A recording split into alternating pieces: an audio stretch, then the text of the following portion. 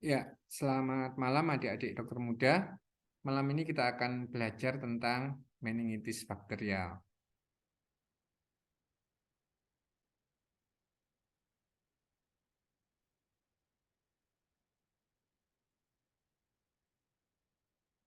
Ya, kita mulai dengan suatu kasus. Seorang pasien laki-laki usia 15 tahun dibawa keluarganya dengan keluhan kesadaran menurun, bicara melantur, nyeri kepala, dan demam sudah 7 hari.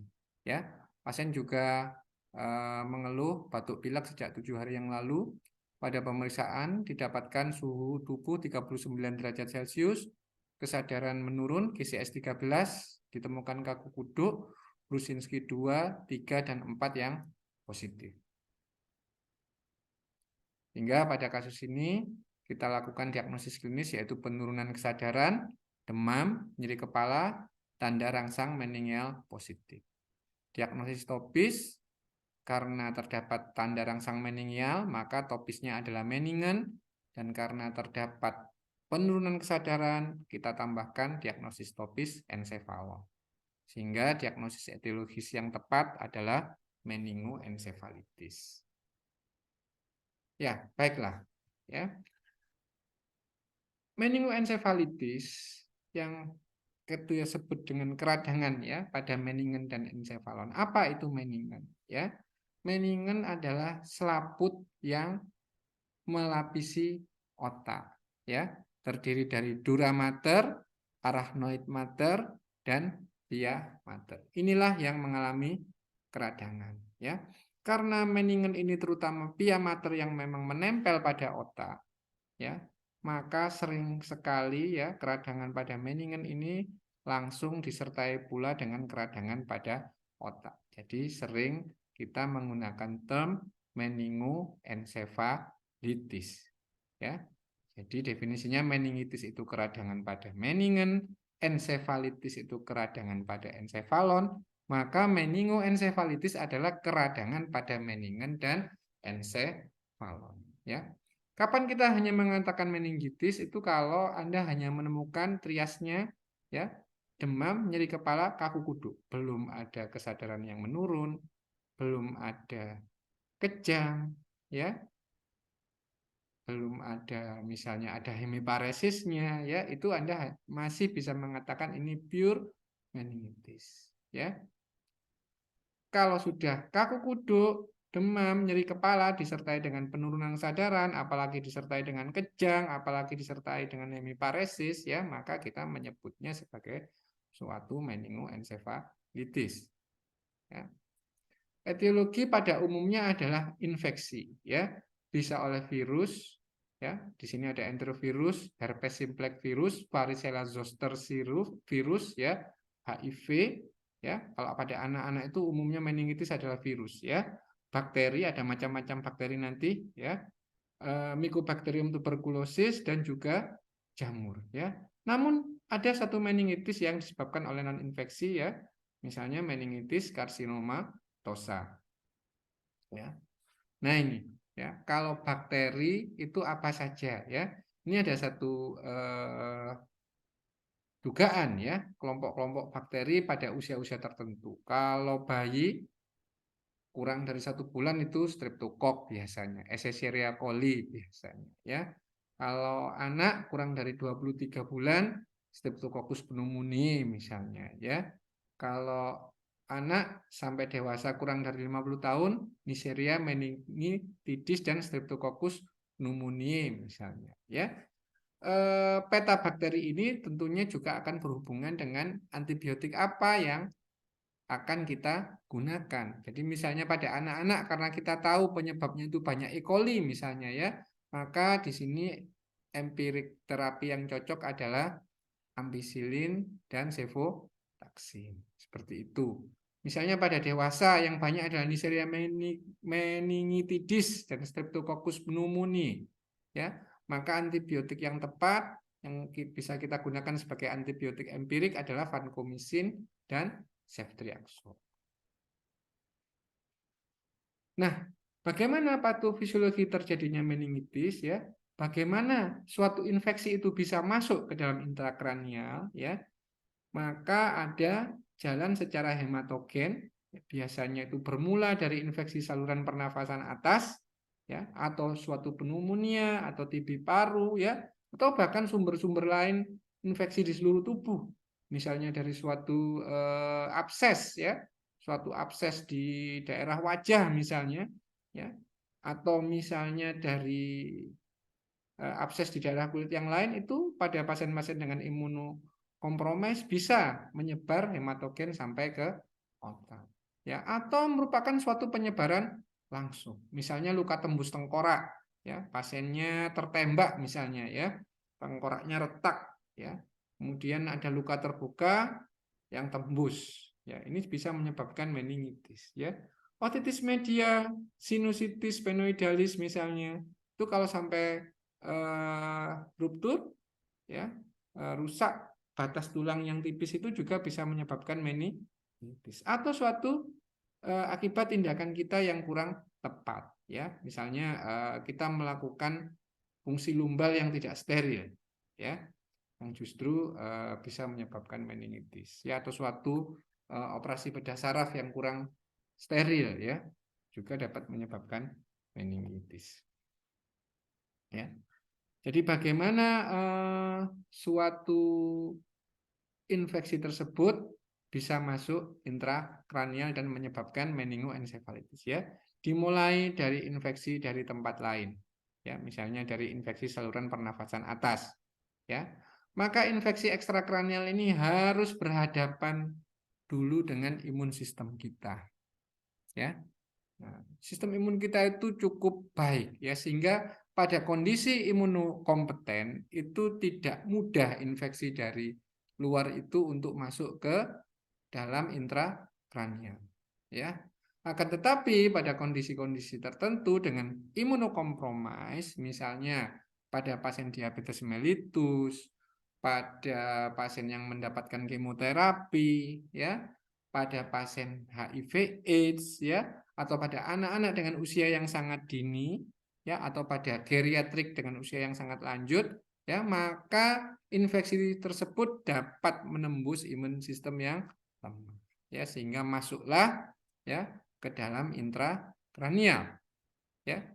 Setelah kuman masuk ke intrakranial, maka, ya, dia disambut oleh sel-sel imun pada otak dan meningen, ya, sehingga terjadilah suatu inflamasi, ya, suatu inflamasi pada otak dan pada meningen, ya. Ada suatu reaksi radang yang hebat di sini, ya. Reaksi radang tersebut selanjutnya akan merusak, ya, blood brain barrier, menyebabkan kematian sel, ya, di mana menyebabkan kematian sel otak, ya. Sebagian juga bakteri-bakteri tersebut mati akibat reaksi dari imunologis, ya, di mana hal tersebut, ya, kematian sel bakteri, ya, kematian sel saraf itu akan memperparah, ya, akan memperparah reaksi radang yang terjadi, sehingga terjadilah edema cerebri, bahkan, ya, peradangan tersebut dapat mempengaruhi pembuluh darah otak sehingga terjadi suatu infak cerebri, ya. Semakin beratlah cerebral edema tersebut sehingga terjadi suatu herniasi cerebri yang dapat berujung kepada satu kematian, ya. Jadi ini yang terjadi pada meningitis. Sehingga apa usaha kita, ya, dalam tata laksana meningitis nanti itu kita perlu satu, karena ini infeksi, ya, harus diberikan antimikroba yang sesuai, ya. Karena terjadi inflamasi pada otak dan meningen, ya, dan di mana inflamasi ini yang justru menyebabkan adanya cerebral edema, ya, dan cerebral infarction, ya, akibat inflamasi yang berlebihan ini, maka selain antibiotik yang sesuai, perlu juga ditambahkan kortikosteroid dosis besar, ya. Jadi pemberian antibiotik itu pada meningitis harus disertai dengan pemberian kortikosteroid. Biasanya kita menggunakan dexamethasone dengan dosis 4 kali 5 mg. Di situ ya, karena pemberian kortikosteroid di sini dapat mengurangi edema sitotoksik yang terjadi dan memperbaiki blood-brain barrier yang rusak akibat proses inflamasi. Nah, itu dari patofisiologinya dan bagaimana sekarang gejala klinisnya. Ya, ingat ya, kalau Anda bertemu dengan demam, ya, kaku kuduk, gangguan kesadaran dan nyeri kepala, ingatlah meningitis. Ya, ini ya, gejalanya itu. Demam, nyeri kepala, kaku kuduk, penurunan kesadaran. Ya, apalagi kalau ditambah ada hemiparesisnya. Apalagi kalau ditambah ada kejangnya. Ya, apalagi kalau Anda menemukan papil edema, tentu akan semakin kuat. Ya, jangan lupa itu. Jadi tidak usah repot ya kalau ada pasien demam, nyeri kepala, kaku kuduk, penurunan kesadaran, jangan lupa meningitis. Ya, karena semakin awal Anda merujuk, semakin baik prognosis pasien tersebut. Ya. Ya, setelah Anda mencurigai bahwa ini merupakan meningoencephalitis, ya, maka kita perlu melakukan suatu pemeriksaan penunjang. Ya, tidak perlu pemeriksaan penunjang canggih untuk menegakkan diagnosis meningoencephalitis. Ya, kita cukup melakukan pemeriksaan laboratorium sederhana, misalnya darah rutin. Ya, di situ Anda akan menemukan kalau ini memang meningitis bakterial, maka Anda akan menemukan leukosit yang lebih meyakinkan lagi Anda harus melakukan suatu fungsi lumbal ya. Anda bisa klik ya di alamat website ini ya untuk melihat bagaimana melakukan fungsi lumbal yang baik ya. Pada rumah sakit yang sudah mempunyai fasilitas CT scan, kita bisa melakukan pemeriksaan CT scan dengan memberikan kontras agar lebih jelas terlihat ya. Nah, ini silahkan Anda sorot ya, Anda sorot QR code ini akan menuju kepada suatu link video di YouTube ya tentang bagaimana melakukan suatu fungsi lumbal ya. Anda harus melihat ini ya. Karena jarang-jarang kita melakukan di rumah sakit kok ya, alhamdulillah ya tidak begitu banyak pasien meningoencephalitis di Banjarmasin. Ya. Ya, ini adalah CT scan-nya pada pasien meningoencephalitis ya. Pada CT scan non kontras Anda melihat hanya brain edema ya. Kita lihat di sini sulcus gyrusnya sudah tidak terlihat ya. Nah, kita hanya melihat brain edema saja ya. Setelah dilakukan kontras maka kita melihat ya ada penyangatan kontras di daerah basal sini. Ya, ini khas merupakan tanda suatu meningitis. Ya, masih juga disertai brain edema ini lihat. Ya. Nah, bisa juga seperti ini, ya. Brain edema disertai hidrosefalus. Ya. Ya. Lalu setelah kita melakukan fungsi lumbal, maka kita akan mendapatkan liquor cerebrospinal yang nanti akan diperiksa ya, apa saja yang diperiksa ya, dan dari fungsi lumbal ini kita bisa membedakan apakah ini meningitis bakterial, apakah ini viral ya, apakah itu TB ya, itu dari sini ya. Kalau bakterial, sel darah putihnya banyak ya, biasanya di atas 500 ya, untuk yang PMN ya, itu di atas 500 ya, ini lebih dominan PMN ya, dengan kadar gula yang rendah karena bakteri itu memakan gula, dengan protein yang tinggi ya, itu.